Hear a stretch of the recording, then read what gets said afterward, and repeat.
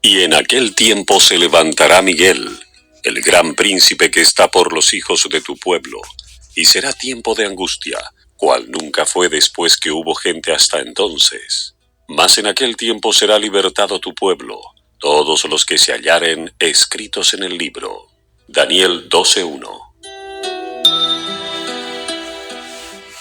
Cuando termine el mensaje del tercer ángel, la misericordia divina no intercederá más por los habitantes culpables de la tierra. El pueblo de Dios habrá cumplido su obra, habrá recibido la lluvia tardía, el refrigerio de la presencia del Señor, y estará preparado para la hora de prueba que le espera. Los ángeles se apuran, van y vienen de acá para allá en el cielo. Un ángel que regresa de la tierra anuncia que su obra está terminada. El mundo ha sido sometido a la prueba final, y todos los que han resultado fieles a los preceptos divinos han recibido el sello del Dios vivo. Entonces Jesús dejará de interceder en el santuario celestial.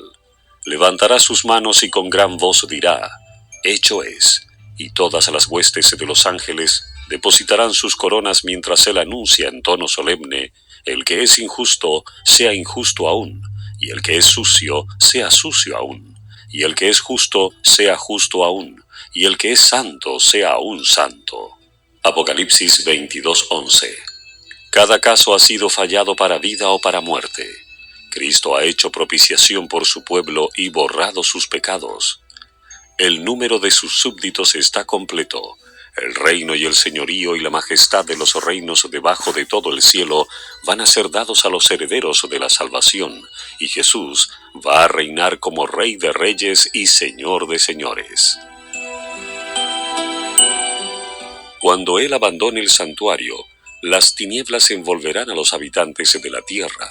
Durante ese tiempo terrible, los justos deben vivir sin intercesor, a la vista del Santo Dios. Nada refrena ya a los malos, y Satanás domina por completo a los impenitentes empedernidos. La paciencia de Dios ha concluido. El mundo ha rechazado su misericordia, despreciado su amor y pisoteado su ley. Los impíos han dejado concluir su tiempo de gracia. El Espíritu de Dios al que se opusieran obstinadamente acabó por apartarse de ellos. Desamparados ya de la gracia divina, están a merced de Satanás, el cual sumirá entonces a los habitantes de la tierra en una gran tribulación final. Como los ángeles de Dios dejen ya de contener los vientos violentos de las pasiones humanas, todos los elementos de contención se desencadenarán. El mundo entero será envuelto en una ruina más espantosa que la que cayó antiguamente sobre Jerusalén. Un solo ángel dio muerte a todos los primogénitos de los egipcios y llenó al país de duelo. Cuando David ofendió a Dios al tomar censo del pueblo, un ángel causó la terrible mortandad con la cual fue castigado su pecado. El mismo poder destructor ejercido por santos ángeles cuando Dios se lo ordena, lo ejercerán los ángeles malvados cuando Él lo permita. Hay fuerzas actualmente listas que no esperan más que el permiso divino para sembrar la desolación por todas partes. Los que honran la ley de Dios han sido acusados de atraer los castigos de Dios sobre la tierra, y se los mirará como si fueran causa de las terribles convulsiones de la naturaleza y de las luchas sangrientas entre los hombres que llenarán la tierra de aflicción. El poder que acompañe la última amonestación enfurecerá a los malvados. Su ira se ensañará contra todos los que hayan recibido el mensaje, y Satanás despertará el espíritu de odio y persecución en un grado de intensidad aún mayor.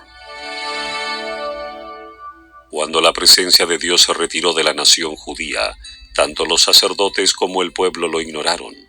Aunque bajo el dominio de Satanás y arrastrados por las pasiones más horribles y malignas, creían ser todavía el pueblo escogido de Dios. Los servicios del templo seguían su curso, se ofrecían sacrificios en los altares profanados y cada día se invocaba la bendición divina sobre un pueblo culpable de la sangre del Hijo amado de Dios y que trataba de matar a sus ministros y apóstoles. Así también, cuando la decisión irrevocable del santuario haya sido pronunciada y el destino del mundo haya sido determinado para siempre, los habitantes de la tierra no lo sabrán.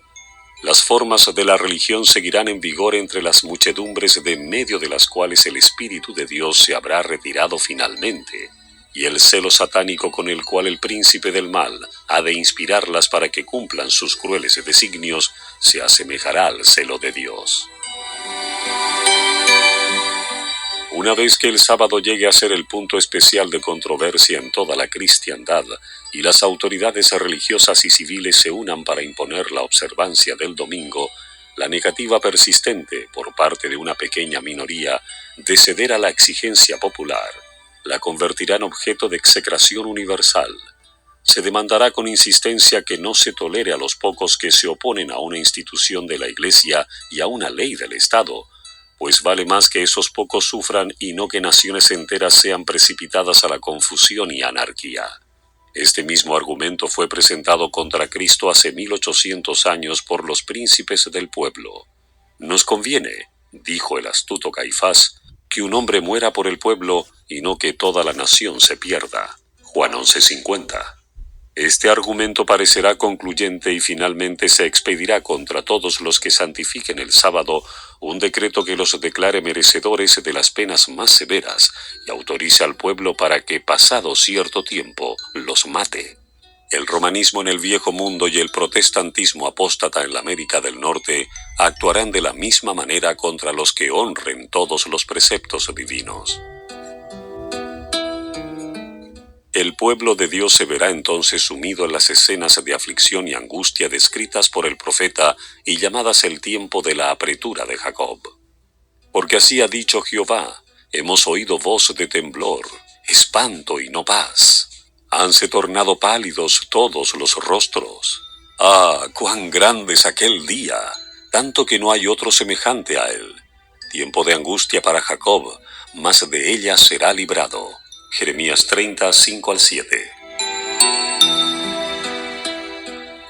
La noche de la aflicción de Jacob, cuando luchó en oración para ser librado de manos de Esaú, Génesis 32, 24-30, representa la prueba por la que pasará el pueblo de Dios en el tiempo de angustia.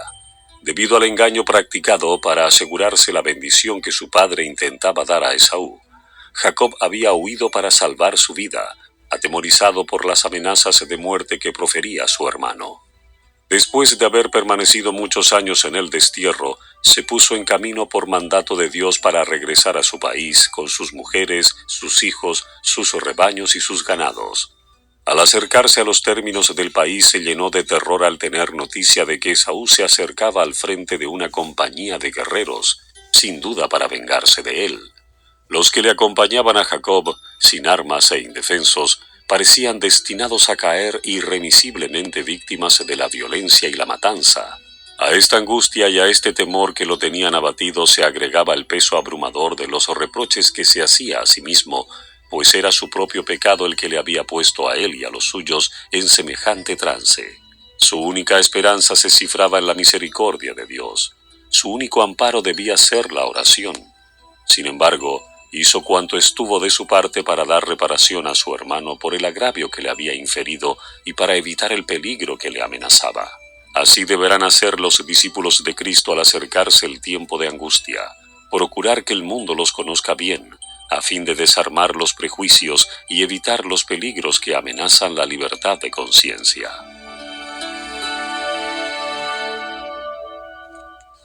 Después de haber despedido a su familia para que no presenciara su angustia, Jacob permaneció solo para interceder con Dios. Confiesa su pecado y reconoce agradecido la bondad de Dios para con él, a la vez que humillándose profundamente invoca en su favor el pacto hecho con sus padres y las promesas que le fueran hechas a él mismo en su visión en Betel y en tierra extraña. Llegó la hora crítica de su vida. Todo está en peligro. En las tinieblas y en la soledad sigue orando y humillándose ante Dios. De pronto una mano se apoya en su hombro. Se le figura que un enemigo va a matarle y con toda la energía de la desesperación lucha con él. Cuando el día empieza a rayar, el desconocido hace uso de su poder sobrenatural. Al sentir su toque, el hombre fuerte parece quedar paralizado y cae, impotente, tembloroso y suplicante sobre el cuello de su misterioso antagonista. Jacob sabe entonces que es con el ángel de la alianza con quien ha luchado. Aunque incapacitado y presa de los más agudos dolores, no ceja en su propósito. Durante mucho tiempo ha sufrido perplejidades, remordimientos y angustia a causa de su pecado. Ahora debe obtener la seguridad de que ha sido perdonado. El visitante celestial parece estar por marcharse, pero Jacob se aferra a él y le pide su bendición. El ángel le insta: «Suéltame, que ya raya el alba». Pero el patriarca exclama: «No te soltaré hasta que me hayas bendecido». ¡Qué confianza, qué firmeza y qué perseverancia las de Jacob! Si estas palabras le hubiesen sido dictadas por el orgullo y la presunción, Jacob hubiera caído muerto. Pero lo que se las inspiraba era más bien la seguridad del que confiesa su flaqueza e indignidad, y sin embargo confía en la misericordia de un Dios que cumple su pacto. Luchó con el ángel y prevaleció. Oseas 12:4. Mediante la humillación, el arrepentimiento y la sumisión, aquel mortal pecador y sujeto al error prevaleció sobre la majestad del cielo. Se aferró tembloroso a las promesas de Dios y el amor infinito no pudo rechazar la súplica del pecador. Como señal de su triunfo y como estímulo para que otros imitasen su ejemplo, se le cambió el nombre. En lugar del que recordaba su pecado, recibió otro que conmemoraba su victoria. Y al prevalecer Jacob con Dios, obtuvo la garantía de que prevalecería al luchar con los hombres. Ya no temía arrostrar la ira de su hermano, pues el Señor era su defensa.